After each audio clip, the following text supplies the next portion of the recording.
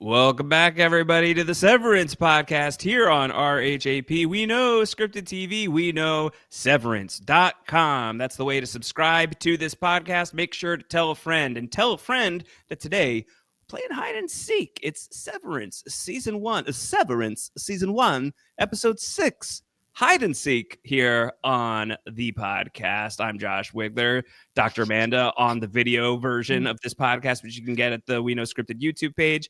Playing a great game of peekaboo. Peekaboo is it's like the beginner level of how you graduate to hide and seek. Peekaboo is hide and seek for people without object permanence. Yeah, exactly. Also you have to remember. baby. You have to remember that people are hiding in order to seek them. I don't know. Yeah. I can have a good time with some peekaboo. Melissa, what's more fun, hide and seek or peekaboo? I mean, probably peekaboo because there's a lot of joy that comes out of hanging with the baby. There is a lot of joy that comes from hanging with the baby. Just playing hide and seek. I haven't done that in a hot minute. Miss Selvig was hanging with a baby, making me very uncomfy. Very uncomfortable. Episode. Actually, a decent amount of baby stuff here in this episode, as of course, Devin is going to reunite with a woman that she met at the birthing retreat shortly before giving birth herself. Doesn't seem to remember that. Is there anything we know in this show that could explain a lapse in memory that could sever your memories? Walked right into that one, didn't we? So of course we're doing this podcast because we are on the march to the return of Severance season 2, January 17th, 2025. Be there or be a squared bunch of scary numbers that get binned into a digital basket. We are talking about this season in an informed, guided way. No spoilers, suggestions. Heavy suggestions probably from time to time. Hopefully rewarding for a rewatch and hopefully fun for a first watch.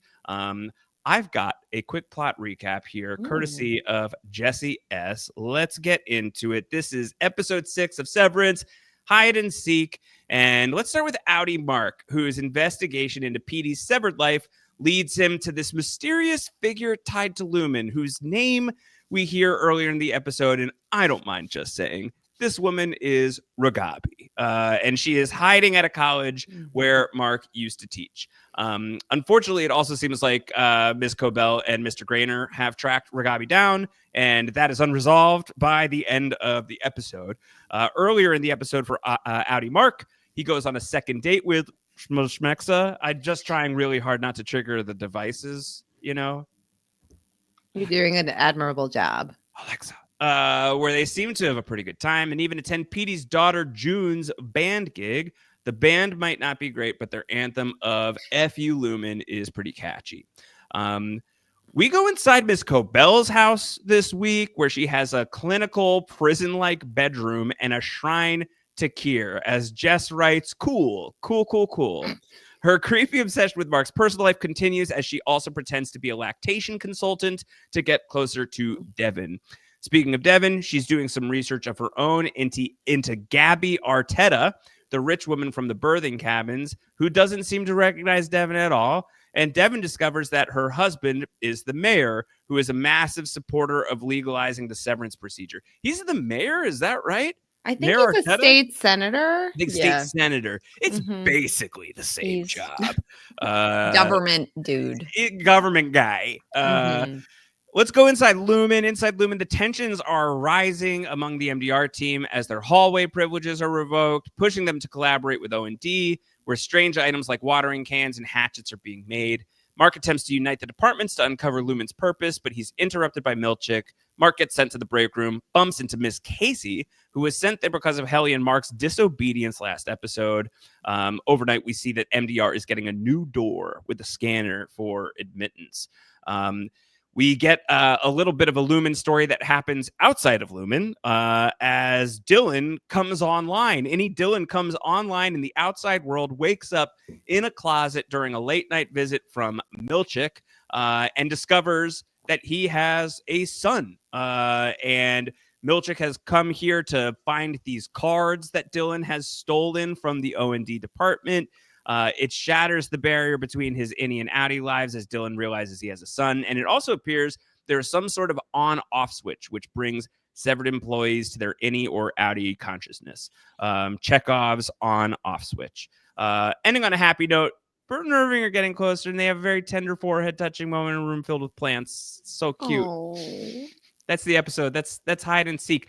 Not a ton of hide and seek, literally, Melissa, in the episode. Was there a better title for this episode, you think, somewhere in here?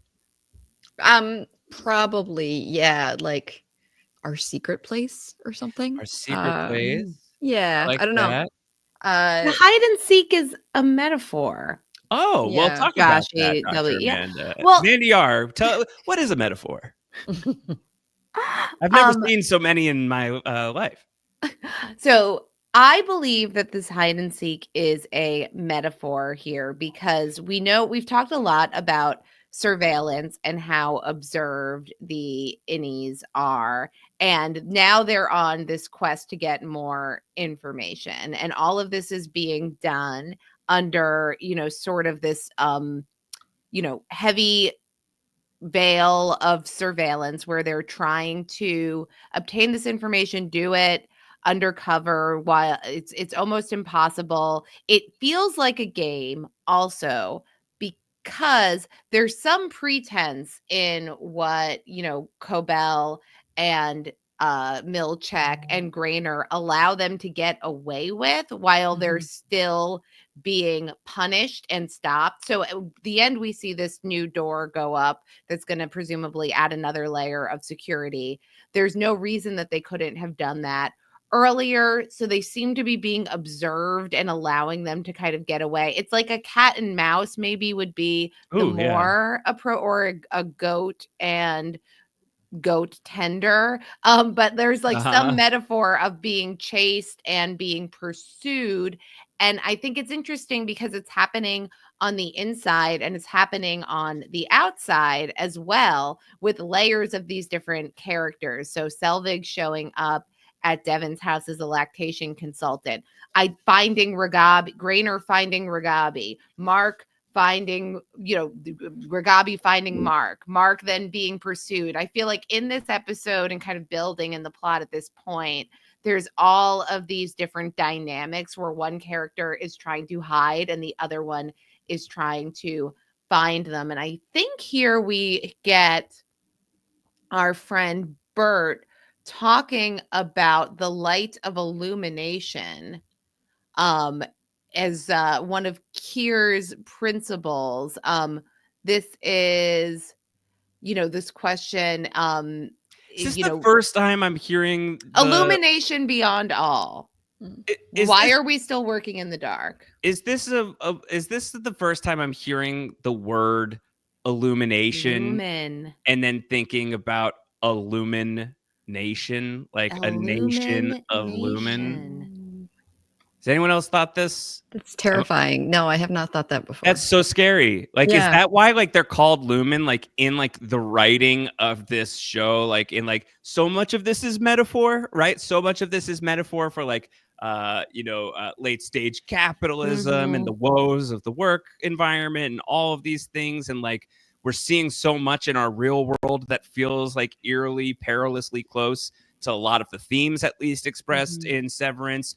The idea of Lumen's ultimate goal being like Gilead adjacent, like, like that tracks for me. And so I could just imagine a show like this being so heavily like these are representatives, these are stand-ins for these real world topics. Like I could just imagine Dan Erickson in his like little notebook. And I imagine it's a little notebook that he's got. Just like writing in code in a secret language that he developed as a child, just like Peggy did in the Lexington Letter, which we'll talk about later.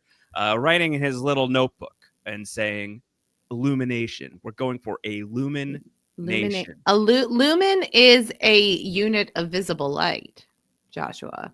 Well, how about that? How about that? Yeah. How about that? Just thoughts on a cold, dreary Friday morning. I think I'm convinced that hide and seek was a good name for this. Also, he's not hiding in a closet. I mean, he's kind of hiding in a closet, Dylan, at one point. That's like a great hide and seek hiding spot. and they're hiding Outie Dillon from any Dillon's son. So that kind of counts as a hide and seek game, I think. Yeah, he was told to count to 1,000, right? So it was That's like, hide and seek. okay, we're playing hide and seek. Go count to 1,000 and then come find us, which I think was basically how they got the kid to go along with it, which is terrifying. I think that this is a really packed episode. I think that there's a lot going on in here. Like, I feel like our erasers section, like, we're just going to end up talking about right now as far as, like, all of the various things that are in play this week. Erasers being our things that we want to put on the board, whether they're theories or just things to track. But, like, just to, like, list some of them out, and then we can get into them individually, like, everything that's going on with the Arteta family that Devin is now looking into. What's going on there feels like a brand new mystery. Why is O&D? Why are they making hatchets? What's going on with that? Those did have an aggressive feel. What's up with these fighting cards? Like these cards that look to be like just like Street Fighter moves that are apparently so important that Milchick had to wake Dillon up outside of work. Who is Ragabi? What does it mean that she's cracked reintegration? Just like a ton going on in this one. Yeah, very, very packed. Like, to add to that very comprehensive list of yours, Josh, I'll also say we're greeted at the beginning of the episode with Harmony Cobell's shrine to Kier. And if you look closely, it looks like she went to a sort of parochial style school that was, you know, in the religious tradition of whatever the kind of Kier family lore is. We also see a hospital bracelet, like a baby bracelet that says Charlotte Cobell on it. So we know that this character is either Harmony Cobell or Miss Selvig, but Charlotte could be a mother, a sister, a child, a third identity, yet another identity. A clone? So could be a clone. It could be a clone. So lots of interesting stuff where we see more of Mrs. Cobell's prison hospital, I think was the way Jess described it. And then we also hear Miss Casey referred to as a part-time innie, which is a new terminology for us. Yeah. Part-time innie. So what does that mean? Like, can you be halfway severed? Like, what's being suggested by part-time innie, do we think, Melissa? Like, what's the implication feels bad. Like, so the word part-time innie is scary. Yeah, because I think that like they're all sort of part-time innies, right? They're spending part of their time as innies and outies. So the fact they don't get benefits. They don't get health insurance. Definitely not. Permalancers. Yeah. Yeah. So if that's not taken as the default, and just Casey is something like other than that as a part-time innie, it does sort of imply that she, whatever the other option is, like previously we've speculated that it's someone who doesn't leave the severed floor, right? Like there's stuff on the map of like people live here. Casey's always got kind of this weird vibe to her. Like, does she not have an outie self, and is she just kind of, which is maybe a bit strange because that's feels like the opposite of what the word part-time means. But I don't know. Do we have more theories on what this means? We hear that Miss Cobell said, like, so we hear her talk about the part-time innie when she's chastising Mark for what he does and kind of stealing Helly away. And he says that, like, I know that part-time innies are less sophisticated, or I don't know what she says. Like, she says that they're less sophisticated. He says she's just a wellness counselor, which is something that you wouldn't think. It's like almost like dismissive, like, oh, she's just a janitor or a something. So it seems to suggest that like she's somehow less complete of a consciousness as compared to the other innies that we know, who, aside from having this like memory compartmentalization from the severance procedure, seem to otherwise be like cognitively, emotionally, and behaviorally intact, whereas maybe Miss Casey is somehow less complete in some important ways. And maybe explains a bit of why like there's sort of this like far away quality to her, that there is something that like feels like kind of like mechanical about her, that feels like a little alien. The ways that like she interacts with some of these people have been like bizarre. And that's something you could say for most of these characters. And I think like the jury is like fairly out if people who are watching this for the first time, especially, and maybe even rewatchers, no spoilers, are wondering like, is Miss Cobell somehow severed? Is Milchick somehow severed? Like, I think that these are fair questions to be asking right now. Like, is Grainer severed?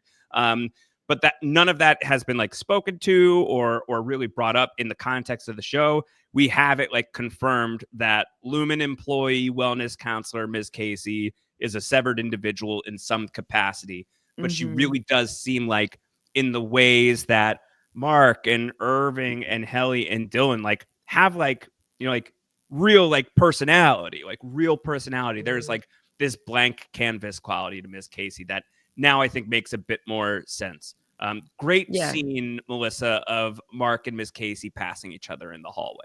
Yeah, sad. She says, "I'm sorry," and yeah, it's really interesting, right? This line of "she's just a wellness counselor" is probably very like multi-meaninged here, right? So it's, you know, maybe just this idea that this is all she does. This is her only. This is there is nothing else to her, but also then this metaphor that, you know, we are defined by the jobs that we do, and you know that is one of the like the default questions that you ask a new person when you meet them, of like, oh, what do you do? You know, it's such a defining, right? Yeah, just a podcaster. And that it's such a like defining part of our identity is the work that we do. And so I think that it is, just like speaks to our world at the same time as giving us information about this one, which I think is always very fun when Severance pulls that off. So yeah. And because we brought up object permanence at the top of this episode, I think it does kind of raise the question of like, what are any of these workers doing when we don't see them? Right. So like, is Miss Casey, you know, does she have a heavy caseload where it's just cycling through? That's why it's her name is Casey. Yes, that's a Casey for the caseload. And like cycling in person after person all day, or is she somebody that they only take out of the drawer when you know, when Mark needs to make a sculpture, or Irving needs to hear pleasant facts about him? So this kind of idea that something ceases to exist when it's not serving its work function makes me wonder about Miss Casey and maybe anybody else that we've seen in this any world. Just saying the word Casey over and over again makes me think, of course, of Casey Kasem and the Wandoff, and then imagining like a Severance music dance experience as co-hosted by Miss Casey. Probably a very different vibe than the Wandoff, I feel. Should we do a music dance experience song parody competition on the Severance pod? If we get enough at some point in time, certainly in season 2, I think that could be a pretty fun thing. Wow. Well, if you're listening out there, our Wandoffer parody musicians, start working on your compositions. Get to work. Severance, RHAP at gmail.com if you want to get your feedback read on the podcast. In fact, we actually did this week get a song parody that I am going to play on the podcast right now. It doesn't exist. Is it another solicitation, Josh? That's not how hide and seek plays. No, that's bait and switch. Sorry, my bad. My bad. I got the wrong game here. So let's keep going in this episode. So much going on. I think we're just like on the theory wall. I think we're doing a lot of good work talking about Ms. Cobell. I think Harmony's Shrine to Kier is like particularly chilling. Even like her song in this episode, which is one of 2 really strong contenders for a music dance experience. Which she like definitely sang as like a child at school, right? Like it feels very like I used to have to sing the Canadian anthem at school assemblies. Ooh, are you going to sing it for us now? No, I'm not. Song parody? No. No, I'm not going to do that. Kids at school where you live say the Pledge of Allegiance, right? Yeah. We do stuff like that. Feels like that kind of thing. It definitely feels like that. And we hear her sing it. Speaking of chilling scenes, I feel if there's a special award for most terrifying way to sing a song, I think Patricia Arquette has it in the bag. She sings I would love to never hear her sing again. It was terrifying. She sings the Kier anthem almost as a form of like punishment or like kind of a reminder of just how reverent they should be once the innies get caught for doing an excursion to O&D. And then she sings the same song to the baby, to little Eleanor, to calm her down. If you notice the melody, she like hums it to her. You hear the melody in the scene where she's in her home too, when she's looking at all of the Kier paraphernalia. So that theme plays 3 times in this episode. So they're clearly developing something in the soundscape, which I love to see. Yeah, Harmony's theme. Yeah, it's good. So yeah, that's terrible. Can we get into the hatchets and the cards and everything at O&D? Because what?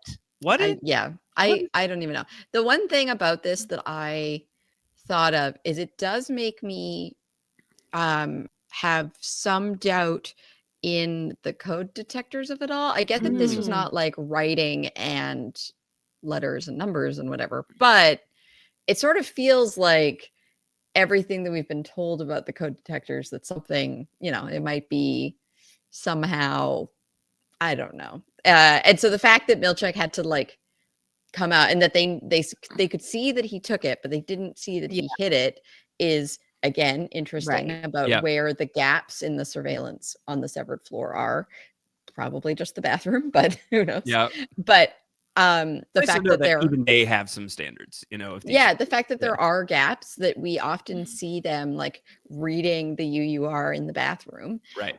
But then also that they were so upset that this got out, that Milchek came to Devin's house. And it's one of those things where I'm like, is it just that it gives any information about what's on the severed floor potentially to the outies? Or is it something specific that it means? Yeah. Like, is it just the fact that like, oh, now people will have any sort of context for what happens down there, and that is important not to have for some reason? Yeah. The big question for me with some of this stuff is like, will we be painted into any of these like lost polar bear corners where, to some extent, like, I think that there could be an explanation that the hatchets and the watering cans and these like icons of fight choreography are just existing to mess with them and to like obscure whatever they're actually doing. These are red herrings that are being thrown in to distract them from discovering the truth of whatever work Lumen is actually doing, if they are doing work, or if they're also, we've had the theory that maybe it's an experiment. They're just an experiment, and the whole point is to observe the innies. Like, would that feel like a cheat as a viewer if all of these little details like baby goats and the fight cards and the MDR, like the refining, all comes down to nothing? Or do we really need there to be explanations for every one of these components at the end of the day? I think that where I'm at with that personally is, first of all, let me just say very quickly, they absolutely answer why there's polar bears on the island. I know. I walked into that one. Speaking of walking into something, you could have picked a million. They answered that one at least. Okay, they did do one. They did one. They gave us one. But I think just in season 1, we're gonna see at certain points, without telling you exactly like what they are, we're gonna like see things. We're gonna unearth answers. We're gonna learn shit for sure. You got to imagine that's going to be the case in season 2 as well. But if you've learned anything, the royal you and the royal we, if we've learned anything from watching these mystery box shows, it's that often they leave a lot on the table. And I think where I've landed with that for like So like a show like From, which I really love and I try to preach whenever I can, and it's like Lost and Severance adjacent, instead of it being like a mystery box thriller on an island or in an office. It's in a haunted nightmare town that no one knows how they got there or how to get out.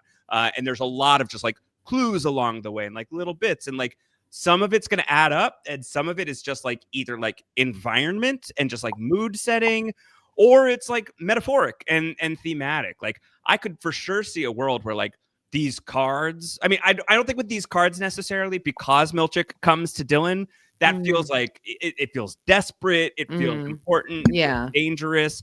Any Dylan is a finger trap right now because of it, I think. Oh, yeah. But like, maybe let's take the goats as an example, because the goats don't get addressed in this episode other than it being code for could be code for sex with Mark S. Yeah, code for sex with Mark S. Dylan just like arching his eyebrows like he's like that Squints from Sandlot. Ridiculous. But like if the baby goats aren't going to get explained and instead it's a metaphor for like so many of these crazy large mega corporations just do shit, and why, for what reason, like just the inexplicable, intangible, like how does like David Zaslav decide that Sesame Street shouldn't exist anymore? Like these things that make no sense, Right. within an industry. I think I'm good if it's just texture, if it's just thematic, if it's just metaphor on some of these things. Where it relates to plot and like story advancement and character advancement, when they're really making like that a big deal out of things, that's where I feel like at some point you gotta lift the the silver plate up and show us what's on the platter. And hopefully some watermelon is there too. Helly says, because I think it's Mark says everything we do here is important, and she says it's important because it's actually important, or because you say it is, which is the most triggering thing the show has ever said. Yeah.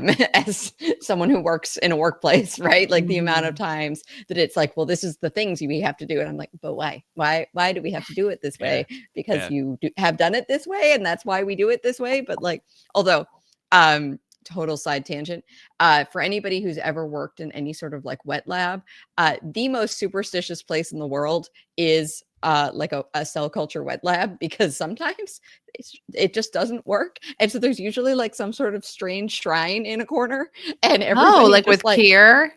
Exactly. Yeah. And it's just like, okay, you can only do this if you follow these like very specific steps that you do not deviate from in any possible way. And don't do it on a Tuesday, or if it's raining outside, or like if you've had bread that morning for breakfast. And it's so funny because it's like these very scientific places, but it's just that every now and then things mess up and you can't afford for things to mess up. So it just becomes the like superstition of the lab, which is a total side tangent, but it does make wet sense. lab technicians and baseball players. That's it. Have that Same in vibe, common. honestly. So I don't know. I think with the cards, like whether or not it means like this is like, a Mortal Kombat cheat code series, or this is like some sort of like instruction manual to severed employees who need to learn combat, like whatever it is, it's important to Milchick enough that he came and turned Any Dylan online at Addie Dylan's house. So that feels like whatever the cards actually are, they're important. I think that they are mysterious and important is what I would label the fighting cards. The hatchets feel like they could be in this family as well, but the hatchets to me, I think, are a decent example of like, that's texture. That's ridiculous. Like that's like a ridiculous thing that they're being asked to like 3D print. I don't know that I need like a big explanation for the hatchets personally. Yeah, I do think I just like for my own, as people who've talked about the show extensively, and if you're listening to this podcast, you've probably thought and also talked about the show extensively. I think for our own like well-being as a whole, as everybody's collective wellness counselor here, I think that probably it's in our best interest to focus on the payoff for the big things and enjoy the delving into the little things, but not actually like put any sort of like need for the show to satisfy all of the little nooks and crannies that we have gone down over the last 3 years, because I think that might be the way to madness. So that is certainly my attempt to happily hypothesize with everybody about the hatchets and the watering cans. At the end of the day, I do not need the show to pay off the hatchets and the watering cans. They need to pay off Mark S's story. They need to pay off Dylan's story. Like, these are the things that they have to fully pay off. And like, whatever mysteries advance us towards those goals that they can unearth, like, awesome, incredible. If like we leave the totality of Severance still debating about the hatchet, that's fun. Like, I find that fun. Like, that's the stuff that like keeps a show alive way past its expiration point. So there's a ton of stuff in here. It could even be fun at some point to list. Like, here's what I hope they never tell us a thing about. Like, part of me is like, I don't know that I want to know about the goats. I want the goats to just be like totally mysterious and important forever. I think, Amanda, you would be upset with that. I mean, I think that we're gonna get something with clones. I mean, I don't know I look, that's my brand. But no, but the goat, there's definitely a lot of stuff flavor in here that's a vibe, and that's part of the beauty of this show. That's what makes it immersive. That's what makes it, so rewarding to play hide and seek and go down all of these rabbit holes. But one thing that I do think we're going to learn more about is the kind of window into Senator Angelo Arteta and his mysterious wife. We've talked a little bit about how in that no dinner, the party guests allude to a broader political, cultural debate over severance. And we find out that this one state senator level guy, which is not a particularly high ranking official, but so high ranking that he could be the mayor. He could be the. I don't even think he could be that. Maybe it depends on the size of the town. But this position about this, potentially controversial topic could be an attempt for him to catapult himself to greater levels of power. So now we have somebody in government who we know is associated with Severance. We have this like super mysterious, odd interaction that Devin has with his wife, Gabriella. And I think we can just like, if this is in the spirit of being guidance informed, I think we guessed this on our first watch. But it seems a lot like this woman does not remember Devin because she is severed and her innie is the one who has the babies. Yes, that's the implication, I think, pretty heavily. Yeah. Which is an existence of constantly being in the process of labor and delivery, which is not something that I personally would be signing up for. No, I don't think that's I don't know what I don't even think the kelp could help with the trauma from all of that. Yeah, maybe you need the kelp to prevent that from happening. like wrapping your skull in kelp, like you can't maybe this. Orienting you to your the outside world beyond the confines of the birthing cabin. It seems like a horrifying existence, but it is sort of what we've hypothesized from episode 1 of the show, that there are further implications for the severance procedure. The other example that really stands out to me is like a military context, right? And issues where like soldiers will go off and then have post-traumatic stress disorder, and one way to deal with that is if they don't remember anything about what happened, right?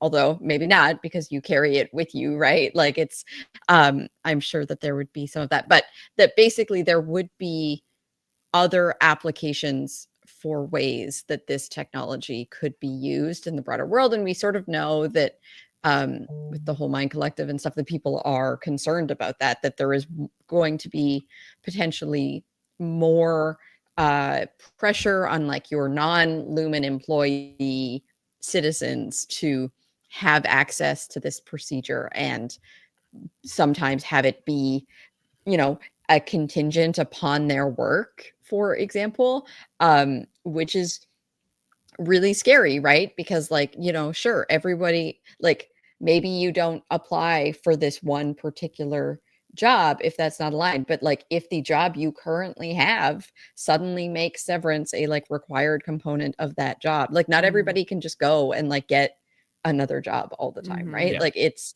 if this becomes sort of a standard thing within the workplace, it could be a bigger reaching thing, particularly kind of in this town. So yeah, it was interesting. I was doing a bunch of reading actually. A lot of like hypotheses online about like the town of Kier and the fact that basically the general populace seems like somewhat uneducated, which is sort of interesting and sort of makes me wonder how many of them went to these like Kier-based schools. Yeah. I don't think I totally buy that like the town is supposed to be like really separate or anything, but the thing that I did sort of get drawn into is the fact that Ragabi is like at the school that Mark used to teach at. Feels like there like, is there more history and connection there? And then I went down this like crazy rabbit hole that like Lumen existed during World War I. Mark is a history professor specializing in World War I. Like Kier Egan was the CEO of Lumen during World War I. And I was like, was Lumen somehow like providing supplies or something, you know, topical salves? Exactly. Yeah. When you're in a war, you need a lot of salves. Yeah. And it was just like, is there something to do with so just the very general theory of like, is there something about Mark's job that is why Lumen and like Selvig have such focused interest in him? Like there seems to be so much about this that Mark is getting all, you know, and maybe the others are too, and we just don't see them. Like maybe Milchek and Harmony are like up in the lives of all of these right. And you know, maybe that is the case, or maybe it's just Mark and Mark is special. And if so, then why is Mark special? And my very like harebrained theory is that it has something to do with his work at the school. Because I think that's such a good theory, because like he would obviously, like, if any Mark could have any access to Audi Mark, like he would have probably like some strong historic opinions about like the perpetuity wing, for instance, right? And like going through and seeing the Egan. So like if Mark is sort of being like looked at as a very like as a person of interest, to your point, and like he's sort of like the one that they've got a lot of like heat and attention on, could it be like, is some of this like testing how much do you retain? Like, do you retain anything? Because like Mark S, like you would know some of this stuff. I think that's interesting. I think that's really fascinating. It's just like another component for like why Mark could be under such a microscope. Yeah. The other note that is kind of just a little related to this is like after Mark goes to the break room, his like hands are bruised right on the state. And I don't understand anything about what we've seen of the break room so far that would lead to that. So I also have questions about if Mark's break room experience is somehow different. We've got this recording. We know that like he recites the same thing, but is there somehow more to it than what we've seen for Mark S specifically? Yeah. He's getting smacked on the knuckles with a ruler. I mean, maybe that's all it is. Yeah. In the corner with a dunce cap on. It would sort of fit the vibe. Yeah, it looks like the kind of thing that they do at the school that Harmony went to. Can we bring dunce caps back, or is that not cool? No, we should. That's not cool. Yeah. Oh, man. Is it like you go like you have to? What about a scarlet letter A? I think we should bring back the scarlet letter, and I think we should bring Never back been bad caps. I think that these are popular opinions that I'm putting forward into the Mark's crystal head cube for a dunce cap. Let's talk some. I mean, finger traps. We're all in it already. We're just in it at this point. Erasers on the board. Any erasers? Any other erasers we'd like to put on the board? I think we covered Baby Goat's code for sex with Mark S. Why would we call it that? There's a little bit of like cutesy fraternization. All dewy mouthed. All dewy mouthed. Is Mark S all dewy mouthed for Helly? I think so. I think so. It kind of looks like he's like, it looks like it. Yeah. No, I'm not. Sort of seemed like maybe the ice was thawing a little bit. Ellie was having some jokes. Yeah. He's got that, that Adam Scott sitcom workplace charm, and Yeah, he he's does. going to be the love interest Is of Adam the. Scott able to walk into and out of a workplace situation without a love interest? Like this, Not that I've I I seen. was gonna haven't say, seen it. not as Not far as that. we know. No, I haven't seen not it. in Party Down, not in Parks and Rec. And TBD here in Severance. We'll see. TBD here in We'll see. Severance. We'll see. Yeah. What kind of danger do we want to talk about? I feel like a lot of this is also danger, right? Like, I Yeah. mean, we see Grainer is following Mark. So the closing scene of the episode where Mark meets this woman who we presume is Ragabi at the college. This is the person who we think reintegrated Petey, as far as we can tell. Somebody who was one of ours, I think, in Cobell's words, so somebody who was associated with Lumen and is now hiding in the hide and seek of it all. Mark is going to her, and Grainer is on the case, and Grainer is a bad dude. We don't like him. we don't like him. So anybody who he's following is in danger. Yeah, I think that's right. I Mhm. think that whole situation feels quite dangerous. Yeah. I also think it's very dangerous. I get very upset when I see Miss Selvig hold the baby. Yeah, I don't like that. That baby's in danger. I don't like that. Yeah. Also, Dylan, I think like any and outie Dylan, the fact that like Milchek can just show up at his house Didn't like that. and then like any Dylan now knows that he has a kid, and I feel like that also like puts him in danger because now he's gonna have this big piece of information that he's not supposed to have, and Milchek knows that he knows it, which is terrifying. Mhm. So yeah, and also this lady, I feel like this lady is I feel Oh, bad vibes, Gabriella but yeah. Arteta. Yeah. Yeah. You're in danger, girl. Yeah, she's married to a guy who is in the article that Devin reads online. It's he's a leading advocate for change on issues affecting children, mental health, and improved well-being. Cool. He supports legalized severance and is a major statewide power after being a small town mayor of a different Okay, town. so So you he's could on the call rise. him Yes, small he's town mayor yes, Arteta. small Yeah. town mayor, now state senator, Yeah. on the rise. Yeah. Can I also just add that I think while Dylan could certainly be in danger for this, don't underestimate Dylan. Dylan might be the danger, Heisenberg style, right? Like Wow, he is the one who knocks. Dylan is always like impressed with his strongman, physique. Oh, yeah. Delts. Yeah. He has looked at how to. He now has the cheat codes on how to fight because he's looked at these cards, and he now knows he has something to fight for with a kid. So Very cute kid. Dylan, Yeah. Very adorable child. cute kid.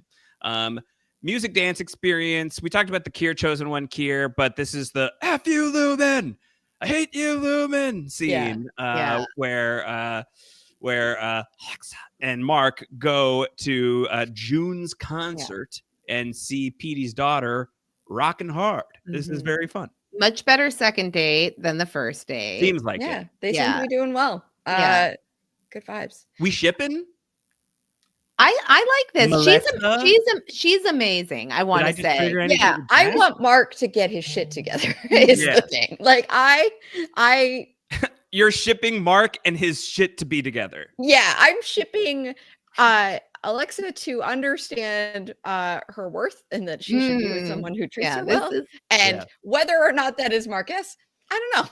He's a little bit of a fixer-upper right now, and she deserves the whole package. I think that this is a very sweet date.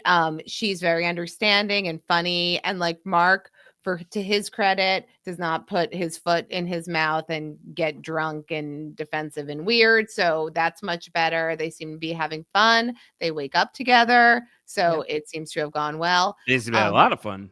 Yeah, but I do have to give, I think the punk show is a strong contender for the MDE, especially because it includes M. But when we're talking about vibes, there is one image that stayed in my brain for I multiple think it's years. mine too. Yeah. That is like I've posted on various social media platforms. When I think of it, my heart wells up with joy and love and beauty. The plant room with Bert and Irving, where their heads gently, tenderly touch, and Irving is not ready to kiss to take it to that level, but Bert says, "Just stay." Just for us, our secret place. Our secret. It's This beautiful. is so beautiful. The vibes, you don't get better vibes. All the I best love vibes. this scene. This Yep. is like the most romantic scene. Like this is one of the most romantic things I've ever seen on television. And if you told me it was going to be a scene between Christopher Walken and John Turturro, I would not have believed it possible. But yet somehow here we are. Yeah. My co-hosts over on Inside the TARDIS will frequently accuse me of hating love. And for the record, is that Kevin who's accusing you of yeah, that? it's mostly Adam, but also Kevin. Okay, 'cause I was gonna say like Kevin. Kevin hates love. Kevin hates a lot of things. No, Don't throw stones, buddy. I have beautiful love stories make me very happy. Yes. Bad love stories, I have zero interest in. Sure. And so when you are given the likes of two of the best love stories ever told over on Doctor Who, listen to Inside the TARDIS if you want to hear more. But also, this right here is beautiful, and I love it so much. So I don't hate love, just for the record. Hard to hate Burving. I think that's. I would love to see an episode set in the Burving house, like that, like the Burving cabins would be great. That would be nice. Caricature portrait, funniest moment of the episode. Is this the least funny episode of Severance so far? I think so. Yeah. Pretty cleanly, I think. It's not particularly funny. It's like it feels mysterious and important. It doesn't feel particularly funny. Like the funniest thing is Baby Goat's code for Mark S. Yeah, it's that, and then Grainer seeing Cobell being like, "So are you like a nurse or something?" That was the part that I actually thought was very funny. It's too menacing to be funny. I know. I do think that giving this back to the UUR, which always delivers, is when the great Rick and Laszlo Hale writes that camaraderie comes from the word camera. And the best pictures are of friends smiling together. But it's not who you smile with in pictures. It's who you will stand with in battle. Wow. I love the confidence with which this man says things that are so clearly wrong. And the idea that camaraderie comes from the word camera. Perfect. Is chef's kiss. I think that's as funny as it got for me. Dylan has some great delivery of like, look at you all dewy mouthed is Baby Goat's code for sex with Mark S. Like that's pretty funny. But yeah, strong contender for least funny episode. We're in like sort of like a, like as we're like getting closer to the light on some things, like I think like that means that like things have to get darker. So that seems to be where this episode is at the very least. Waffle Party contenders. Who are we sending towards the Waffle Party, the refiner of the quarter? We each give out an MVP point this week. Dr. Amanda, who are you trying to send to the Waffle Party? It's I feel like I know who deserves the MVP of the week, but it's hard because I'm so afraid of this person. I think that Harmony Cobell delivers a pretty strong showing in this episode, going from her creepy shrine to, whatever she's confirmed about, Ragabi. She's got her lactation consultant Gambit working. She's she has a vocal solo in this episode. I feel like if you get the musical dance number in an episode, let's put a pin in that. I think that that's a pretty strong point in favor of you being the MVP of the week. So I give my points to Selvig / Cobell. Melly W. What are you doing? So yeah, I give it to Cobell's a great pick. I give it to Devin for doing some research and starting to put some clues together on the outside. I feel like so often the outies are really like have very little information, and I feel like she's starting to like put the clues together. So I appreciated her detective work this episode. Is it weird to give an MVP point to somebody who's like barely in the episode, but is talked about a decent amount? And when she does appear, it's like this very haunting image. I I'm think it's giving great. mine to Miss Casey. Oh, I think that scene of Mark and Miss Casey passing each other in the hallway, put a pin in that. And this is like sort of retroactive for me. That I feel like this is like this is a very chilling scene. This is a very chilling scene for me. And I think Deacon Lockman, who plays the character, does such a good job of playing like this like she has this sort of like wounded vacancy about her that is just like really beautiful and really painful. And I think that in one scene, I feel like she really brings it in this episode. And the will they won't they energy between her and Dylan. Like, maybe that was the funniest thing in the episode. Like, oh, poor Miss Casey. No one's gonna ever find out how it would have worked out with us. Okay, so now with a point towards Devin. Devin joins the club of people who have 2 MVP points.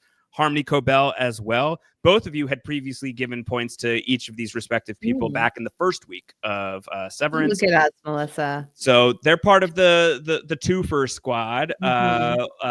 Mark S leading the pack still with 3. Miss Casey on the board now with 1. So we'll see what that turns into next time. Mark's crystal head cube, not a prize, just a thing we give you. Can I submit that this would be, in my opinion, the Lexington Letter? The Lexington Letter, which we promised we would talk about, is it was, at least at the time, I think a free ebook that you could download that had some ancillary material in the Severance world. It ostensibly follows a news reporter, a journalist who is trying to write about a woman named Peg who works at one of the branches of Lumen and is a Severed employee who, during her time at Lumen, is able to communicate with her innie, because when she was a younger person, she and her sister had developed a secret language, a secret written language that only the 2 of them would know. And because it's not an official language or whatever, it seems to have bypassed the code detectors. It does feel like the code detectors are kind of fake. Like that feels kind of fake to me. Yeah. So they're able to like write back and forth to each other. They figure that the timing on Peggy, the innie, having completed a file called Lexington, ends up correlating with a big attack, a bombing that occurs. So Peg starts to feel like Lumen is bad. Let's get you out of there. So she dips and tells this story to the journalist, and within days is killed in a mysterious car accident. And this news is delivered to the journalist by her editor, whose last name just so happens to be Milchick. So this is like the substance of the Lexington Letter. There's also like a big handbook on how NPR works and like some like severance orientation that was really fun. And we got really deep into it around this time of the podcast. Again, it was March 11th, a great day, one of the best, back in 2022 when the Lexington Letter arrived. It's still out there. You can also read about it. That's where my crystal head cube is going. Good job with that crystal head cube. Yeah. Just to like add a little bit more to just the Lexington Letter discussion. There's the content of the letter, which is fodder for some theory, but I think that more, and that's the letter that Peg Kincaid writes to the journalist. But to me, I think what's most significant and what we can take as potential canon from this letter is understanding something more about the universe in which Lumen exists and Severance is happening. So understanding journalism in this world. So the editor is sort of very dismissive of this story. We find out that Lumen is highly litigious when it comes to bad press. We get some deep, so that the story was trying to be buried, and that this is something that's dangerous to be looking into. And there's some details potentially where we can figure out things about the severance procedure. Like, is it possible to retain some deep information even though you've been severed? Like the knowledge of a made up language that you had. And we've talked about the way memory is organized that could support that. So very interesting stuff there with the Lexington Letter. And I also noticed that in the emails, the journalists and the editor are referred to by like Jim M and Daria T. So in addition to the name being Milchek, there's also that kind of thing that we've gotten used to, the way we denote innies and outies. I give my crystal head cube to Devin's wonderful colloquialisms like wow kazow and what the effity F. Like she just has like good. She has such like a golly gee whiz, but very, very funny way of delivering these things. And I just find her a delight. Wow Kazow would be a great name for a Severance podcast. If anyone's listening and trying to start one, Wow Kazow, free idea. Take it. Melissa, who are you throwing your crystal head cube at? Yeah, I wanted to throw my crystal head cube at Gemma, so Mark's dead wife, because of this conversation that they have on the date where he talks about the thing that she used to say was basically, that they thought about having kids, but like that was a different life. So do something with this one. And I think that it was just like this very thoughtful idea. And like, I don't know, as someone in their late 30s, it's like a thing. I think it's like a good thing to certainly hit me. Consider. And so anyway, I just wanted to shout that out as well, that I thought it was a very kind of interesting insight into who Gemma was. So I think it's just like a really like a nice way of reframing. Like if that was something that you wanted for your life and your life took a different direction, then it's like you're on this path. So let's make the most of that path. And that's something that certainly, as my wife and I have made the choice that we are not going to have kids. And it was definitely something that both of us wanted at different points in our life, that to like have that kind of like vocalized, sort of normalized on a show like this. It was a really nice feeling. Really, really good. I like that. I'm glad you mentioned that, Melissa, because like pulling it back even to the world of this show, it's sort of like the idea of that's a different life and you don't get to have that is very much what the innies are coping with, is like, I don't get to have this life where I experience the world. And thinking about specifically with regards to having children, Dylan is going to realize that he does have a different life and he does have a family. So it's interesting to kind of apply that logic into the minds of what the innies are dealing with in terms of coping with the world that they've been given in their particular situation. That's Severance. That's Severance Season 1, Episode 6. We are 3 episodes away from being finished with Severance Season 1. Which means, folks, we're getting relatively close to Severance Season 2. Wow. Which is very exciting news. Next week's episode, Defiant Jazz. I can't wait for this one. Cannot wait. Going to be really fun. Get your feedback in. severancerhap@gmail.com is the way. severancerhap@gmail.com. We would love to hear from all of you, and make sure you're subscribed.